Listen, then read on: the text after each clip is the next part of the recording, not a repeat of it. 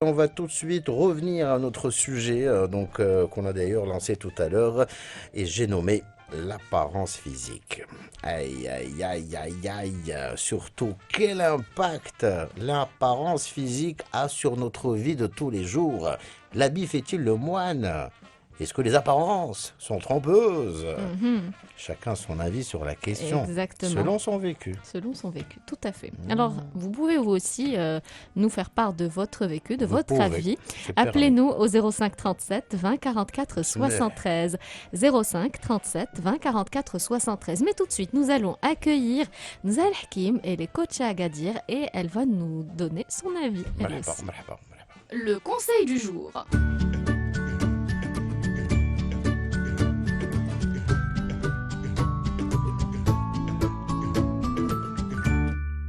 Nza. Marhaba, marhaba. Bonjour Nzal Hakim.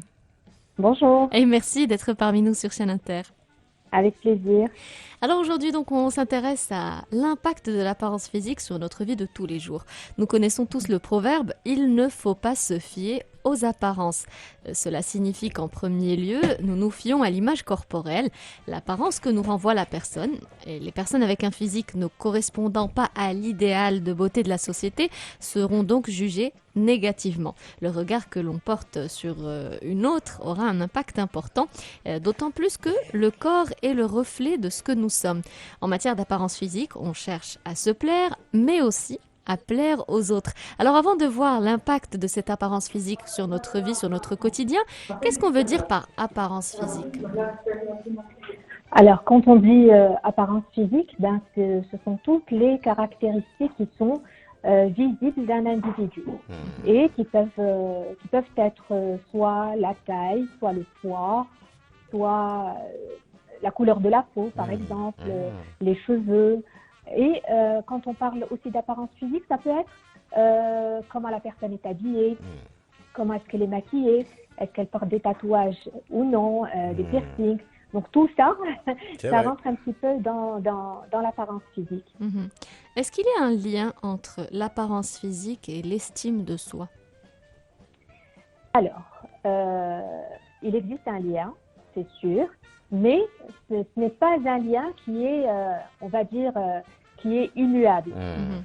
C'est-à-dire, parfois, on se rend compte que l'apparence physique peut altérer l'estime de soi. Mais pourquoi je dis que ce n'est pas un lien qui est immuable? Parce qu'on se rend compte parfois qu'il y a des personnes euh, qui sont plus ou moins, disons, corpulentes, ou bien qui ne correspondent pas aux critères de beauté actuels, mais pour autant, ce sont des gens qui s'estiment, qui n'ont aucun problème au niveau de leur estime de soi. Absolument. Ouais. Effectivement. Voilà. Mhm. Donc, ça dépend vraiment de beaucoup de choses. Disons que l'apparence physique est une petite partie et peut influencer l'estime de soi, mais le lien n'est pas direct, n'est pas, c'est-à-dire, c'est pas Mhm. 1 + 1 est égal à 2. D'accord. Voilà ce que je veux dire. Très bien. Donc, il y a un autre point, on dit que des fois, l'apparence physique va révéler un petit peu la personnalité d'une personne. Quand on va voir une personne, pour revenir à l'exemple que vous avez donné, qui est tatouée avec plein de piercings, on va forcément penser que sa personnalité, elle est ouverte, c'est une personne extravagante, etc. Est-ce qu'il y a vraiment ce lien qui est réel entre la personnalité et l'apparence physique? Eh ben, c'est exactement là où je, Hmm. je, je voudrais revenir à votre introduction, c'est que l'habit ne fait pas le moine. Donc, s'il y a une chose qu'on ne devrait pas faire, c'est surtout être dans le jugement. Ouais, c'est ça. Une personne est comme ceci et en tirer les conclusions. Donc, si elle porte un tatouage ou un piercing, ça veut dire qu'elle est extravagante. Ça peut être le cas, comme ça peut ne pas être le cas du Mhm. tout. C'est comme... Mais en fait, ce qu'on remarque, c'est qu'on tombe beaucoup dans les stéréotypes. C'est ça. Vous Les savez, clichés, exactement. et C'est ça. voilà, les clichés. Ouais, le plus ancien stéréotype par rapport à l'apparence physique, peut-être, c'est les blondes. Nous, on n'a rien dit. Alors, bon, dans notre C'est vrai, je l'avais société, comme oublié celle-là. Bravo. Voilà. on, on a grandi, on nous a toujours dit que les blondes étaient un peu plus simples d'esprit que les Moins autres. Ouais. fut-fut. Il y a même la blague de la blonde qui s'est teinte en brune et on l'a traitée d'intelligence artificielle. Bien sûr, Bon, tout respect à ça, toutes les blondes. Ce ne sont que des bien clichés. sûr. Voilà. Non, mais Voilà. c'est vrai. Pourquoi je dis ça? Pourquoi je dis ça? Justement, pour faire réagir un petit peu les gens, pour choquer un C'est petit ça, peu, c'est ça. pour dire que les apparences sont trompeuses et on ne doit surtout pas tomber dans ces préjugés et de façon générale être dans le jugement, c'est-à-dire une personne grosse, peut-être qu'elle a des problèmes hormonaux, peut-être qu'elle a des problèmes de gestion de ses émotions, peut-être qu'elle a un problème d'hérédité. Donc, ce n'est pas une personne forcément qui se rabat sur la nourriture, qui est inconsciente. Généralement, c'est des gens qui sont, en souffrance. Donc, faut surtout pas juger. Voilà l'idée. Exactement. Alors, Voilà. l'apparence physique, elle a quand même Oui, son importance au sein de la société. absolument. Alors, euh, il y a une étude qui a été menée, il me semble, aux États-Unis, et ils ont étudié les probabilités ou les chances des personnes passant un entretien d'embauche selon si ces personnes étaient attrayantes d'un point de vue physique ou moins attrayantes. Et ils se sont rendus compte que les personnes, entre guillemets, belles, avaient plus de chances de décrocher un emploi avec des compétences et un CV quasiment identique aux personnes qu'on juge moins belles. Donc, c'est un fait avéré. Mais, encore une fois, il ne faut pas se reposer uniquement sur ça et se dire que si on ne rentre pas dans les critères de beauté, eh bien c'est terminé, Oui, c'est ça. les autres auront plus de chance que moi dans la vie de façon générale. Aussi, vous savez que les premières secondes, quand on rencontre quelqu'un, donc les premières secondes sont très décisives par rapport à la prise de contact, c'est-à-dire si le courant passe ou ne passe pas. Donc, donc plus la personne est belle et attrayante, plus elle a de chances de se faire des amis plus facilement, d'avoir une C'est vie ça. sociable un peu plus épanouie. Mais comme je vous disais, ce n'est pas définitif. Donc, c'est pas parce qu'on a moins d'atouts niveau physique que nous n'allons pas avoir une vie sociale épanouie. Ça ne veut absolument rien dire. Maintenant, il ne faut pas oublier que l'apparence physique, c'est aussi la façon, comme je vous ai dit tout à l'heure, la façon de s'habiller. Est-ce qu'il s'agit d'une personne, entre guillemets, qui est apprêtée, qui prend soin? Elle n'a pas besoin de porter des marques. C'est juste qu'elle s'habille c'est des habits qui sont propres, des couleurs qui vont les unes avec les autres, etc. Donc, si la personne est apprêtée ou bien si elle s'habille n'importe comment, c'est un facteur je dirais pas de discrimination, mais qui fait la différence par rapport à l'apparence physique. Exactement. Alors justement, aujourd'hui, chacun a son style et il y a la mode aussi qui influence toujours autant. Mais on peut croiser dans la rue des personnes avec des tenues vestimentaires de tous les genres.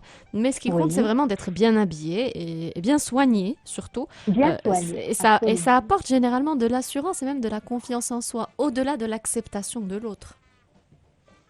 Alors, quand vous dites acceptation de l'autre, il faut d'abord commencer par s'accepter soi-même. Parce qu'on remarque qu'il y a des gens qui dépensent des fortunes, niveau habillement, niveau maquillage, et pourtant, elles ne sont jamais satisfaites d'elles-mêmes. Donc, l'acceptation, c'est quelque chose qui commence de l'intérieur. Et puis, est-ce que vous avez déjà rencontré des personnes qui ne sont pas spécialement très belles, un niveau de beauté qui est acceptable, mais qui rayonne. Exactement, ça existe. Voilà, donc ça existe.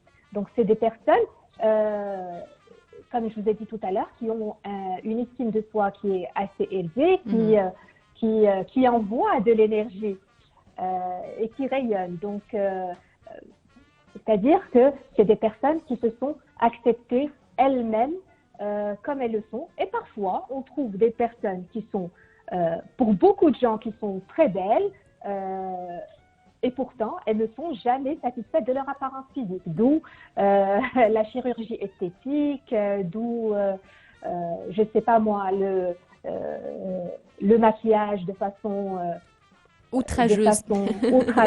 Exactement. Donc, c'est des personnes qui ont un problème d'image. Et comme vous le savez, l'image, c'est un pilier important de l'estime de soi.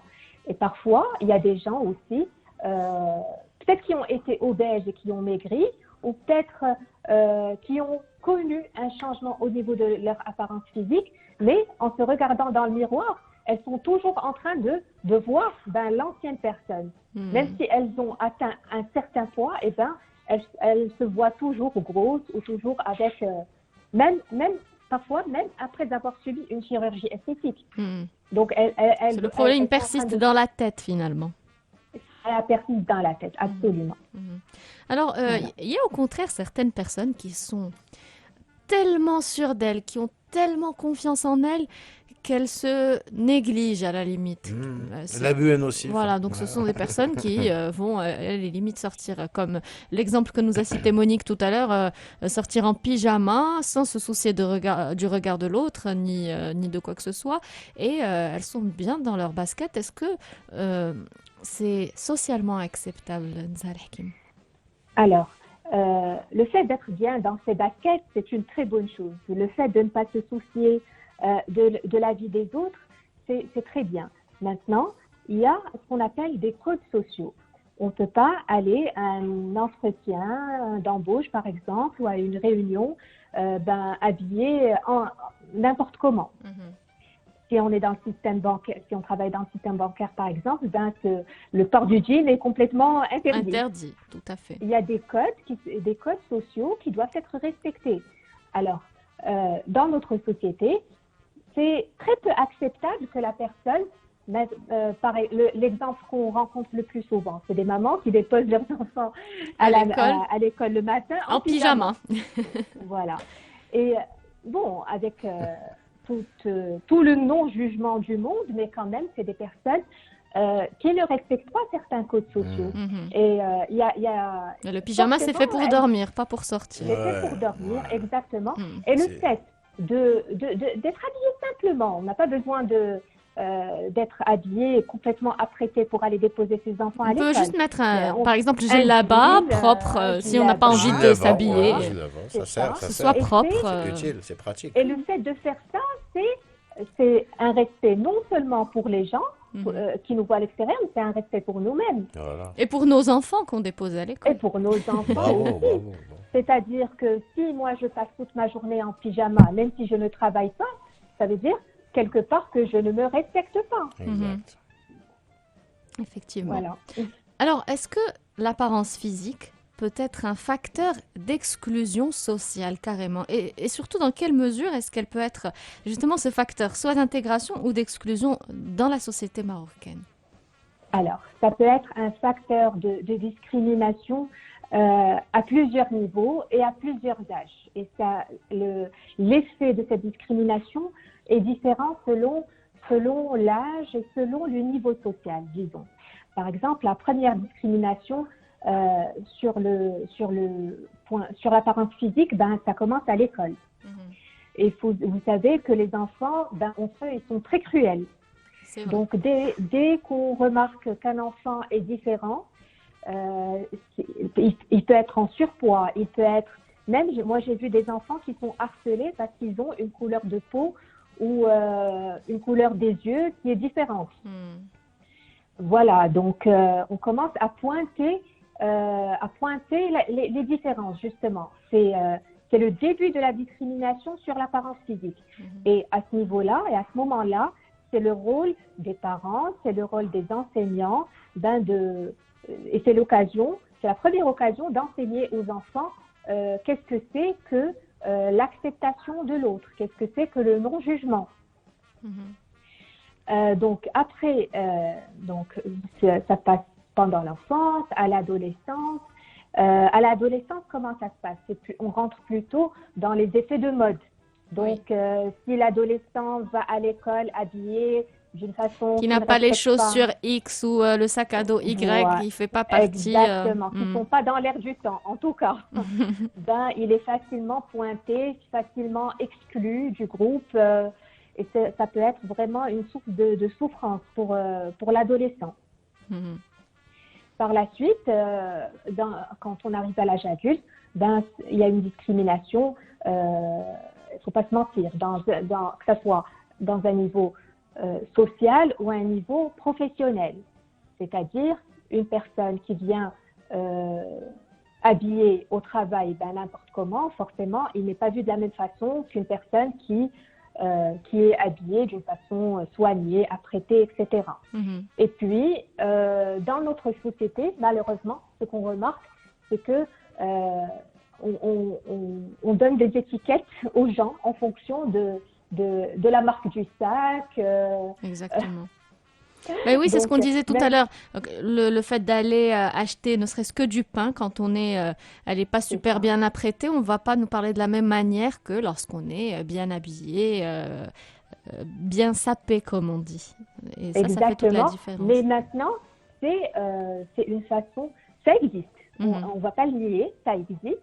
Maintenant, il ne faut pas l'accepter, tout simplement. Il ne faut pas accepter qu'on nous parle d'une certaine façon en fonction de notre niveau social, soit réel, soit celui qui est affiché. Qu'on reflète.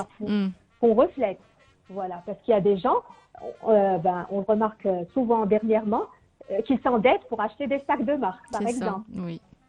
Pour sembler être d'un niveau social donné. Mais le respect... Le respect doit être imposé d'une autre façon. C'est comme je vous ai dit tout à l'heure, c'est l'énergie qu'on dégage. C'est nous qui imposons le respect aux autres. Ce n'est pas quelque chose qu'on demande aux autres. Donc, dès que l'acceptation commence par nous-mêmes, on a un niveau d'estime de soi qui est élevé, eh ben, c'est normal que cette énergie qu'on reflète, on la reçoit de la même manière. Exactement. Alors, tout à l'heure, on a eu le témoignage d'un auditeur Yassir de la ville de Tanger qui a soulevé le point du maquillage. Pour lui, il voit que les femmes... Pour lui, les femmes se maquillent trop. Et ne peuvent pas sortir de la maison sans être maquillées. Bon, au studio, on a dit que c'était pas le cas de tout le monde, qu'il y avait quand même des personnes qui s'assument telles qu'elles sont et qui s'acceptent telles qu'elles sont et qui n'ont pas forcément besoin d'artifice ou de maquillage pour affronter la société. Mais est-ce que c'est un point qu'on voit, hein. C'est vrai qu'il y a des personnes qui ne peuvent pas, ne serait-ce que sortir de la chambre à coucher sans être maquillées. Est-ce que c'est un problème de perception de son image, d'estime de soi, d'amour de soi, de confiance en soi, ou c'est juste la peur de comment est-ce qu'on va me voir? Alors, c'est dommage qu'on passe pas par vidéo, comme ça je lui aurais prouvé par A plus B que toutes les personnes ne se maquillent pas forcément. On a des exemples studio. C'est ce qu'on lui a dit par rapport à Saïda, par rapport à Leïla. On a Najma aussi, la stagiaire aussi, Mounir qui ne se maquille pas. ne met pas de maquillage, donc il n'y a que pour que des exemples parfaits. Voilà. D'accord. Alors, c'était juste pour la blague. Maintenant, Mounir aussi. On ne sait jamais. Voilà. Je préfère préciser. Voilà. Très bien. Donc, juste pour dire que toutes les personnes n'ont pas ce besoin viscéral de sortir maquillées. Maintenant, il y a deux types de femmes. Il y a des femmes qui se maquillent parce que ça leur fait plaisir. Et il y a des femmes qui se maquillent parce qu'elles ressentent le besoin d'être maquillées pour refléter finalement une image de beauté qui n'est pas la leur, qui est un peu artificielle. Alors, et ça leur permet peut-être d'avoir plus d'assurance, c'est ça en fait. C'est ça. Oui, c'est ça. Je disais que ce n'est pas parce qu'elles sont forcément belles ou moins belles. Je trouve des femmes qui sont très très belles et pourtant elles sont maquillées H24. Moi, j'ai eu le cas d'une femme qui ne s'acceptait pas comme elle était. Donc, elle sortait du lit en douce le matin, se maquillait, rentrait dans le lit. Comme ça, son mari au réveil, il la voit comme il a l'habitude de Toujours la voir. maquillée, c'est ça. Toujours maquillée, voilà. Prise de tête Donc ça, gratos. c'est une prise de tête, absolument, mais ça reflète un problème qui est beaucoup plus profond. Comme vous avez dit, un problème au niveau de l'estime de soi, C'est ça. quand c'est l'image de soi qui est altérée, quand on n'arrive pas à accepter son image, ça peut venir aussi de l'enfance, surtout l'enfance et l'adolescence, si on a reçu des critiques sur notre apparence physique, sur notre couleur de peau. Généralement, c'est bon, je ne vais pas parler d'ancienne mentalité, mais parfois, même sans le vouloir, on fait ce genre de remarques à des petites filles qui sont en train de se chercher, en train de s'identifier, de trouver leur identité. Et puis, ce sont malheureusement des blessures qu'on garde très tard dans sa vie, qu'on a du mal à s'en défaire.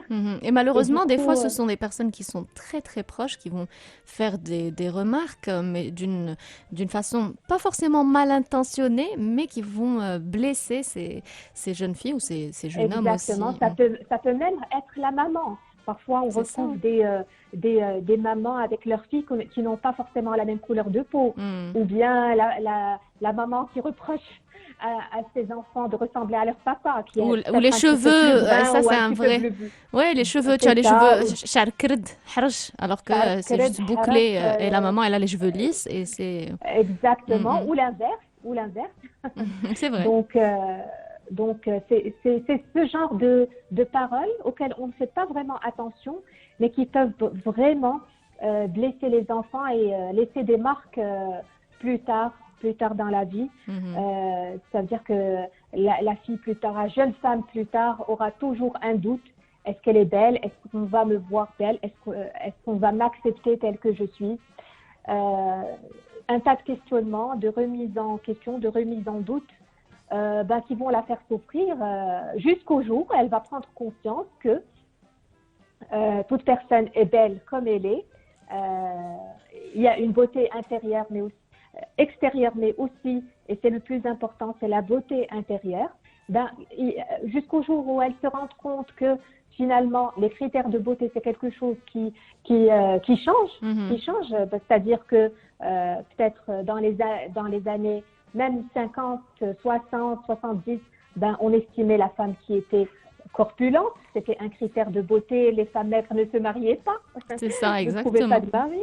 Maintenant, par la suite, il y a eu la mode qui nous venait d'Europe, c'était les tailles mannequins, et donc quasi squelettiques, anorexiques, probablement. Rachitique, oui. Voilà, Cadavre. donc, c'était ça le critère de beauté un petit peu dans les années 90 et 2000. Et puis là, on a encore un revirement de tendance. Où Et là, il faut être un peu plus enrobé. À certains endroits. Voilà, Il faut être en rondeur. popote. Comme une compote. Voilà. Donc, le jour où on se rend compte que les critères de beauté changent en fonction de l'environnement, que ce soit social, de l'environnement, qu'on soit dans un pays ou dans un autre, qu'on vive en Europe ou en Afrique, c'est pas du tout les mêmes critères de beauté.